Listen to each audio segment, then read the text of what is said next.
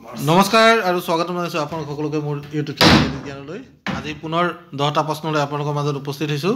আজি 10টা প্ৰশ্ন কি আছে আপোনালোকে চাওক আৰু এই প্ৰশ্নবোৰ মনত ৰাখিবলৈ চেষ্টা কৰিব যাতে পৰীক্ষাত আপোনালোকৰ কোনো ধৰণৰ অসুবিধা নহয়। নুমলীগড় শোধনাগাৰটি কোনখন জিলাত অৱস্থিত? অপশ্যনবোৰ দিয়া আছে গোলাঘাট, যোৰহাট, কাৰ্বি আংলং আৰু নগাঁও। আপোনালোক সকলোৱে জানেই যে এই প্ৰশ্নটোৰ শুদ্ধ উত্তৰ হ'ব গোলাঘাট।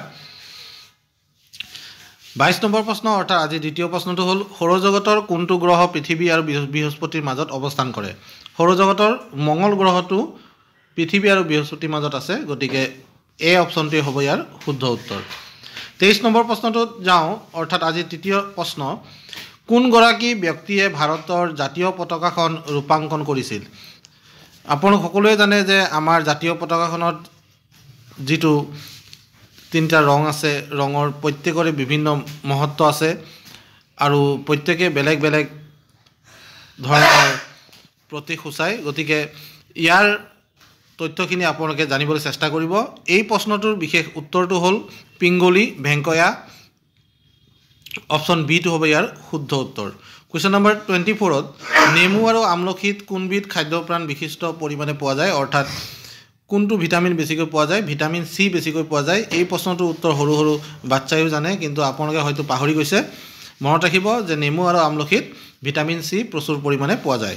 কুৱেশ্যন নম্বৰ 25 ভাৰতীয় বংশোদ্ভৱৰ প্ৰথমগৰাকী মহিলা মহাকাশচাৰী কোন আছিল? এই প্ৰশ্নটোৰ শুদ্ধ উত্তৰ হ'ব option C Kalpana Chawla. Question number 26 2022 বৰ্ষৰ ফ্ৰেঞ্চ অ'পেন প্ৰতিযোগিতাৰ পুৰুষৰ ছিংগলছ শাখাত কোনে জয়লাভ কৰিছিল? তেখেত আছিল নভাক জকভিচ, ৰজাৰ ফেডাৰাৰ, ষ্টেফেনাছ চিচিপাছ আৰু ৰাফেল নাডাল। শুদ্ধ উত্তৰ হ'ব ৰাফেল নাডাল। তেখেতে 14 বাৰ ফ্ৰেঞ্চ অ'পেন জিকাৰ কৃতিত্ব অৰ্জন কৰিছিল আৰু তেখেতে 22টা গ্ৰেণ্ড শ্লেম জিকাৰো সন্মান লাভ কৰিছিল। অপশ্যন ডিটো হ'ব ৰাফেল নাডাল শুদ্ধ উত্তৰ। কুৱেশ্যন নম্বৰ 27 ঝাৰখণ্ডৰ ৰাজধানী কি? আপোনালোকে মহেন্দ্ৰ সিং ধোনীক চিনি পায়, তো মহেন্দ্ৰ সিং ধোনী ক'ৰ হয়?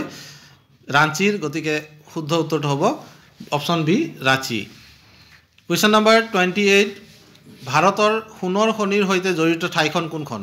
তো সোণৰ খনিৰ কথা যেতিয়া ক'ব তেতিয়া আপোনালোকে KGF-টো চাইছে, KGF 1 KGF 2, গতিকে বি অপশ্যনত আছে কলাৰ মাইন হ'ব ইয়াৰ শুদ্ধ উত্তৰ।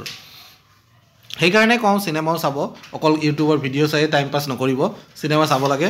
চিনেমাটো বহুত কথা আপোনালোকে জানিব পাৰিব। ইয়াৰ পাছত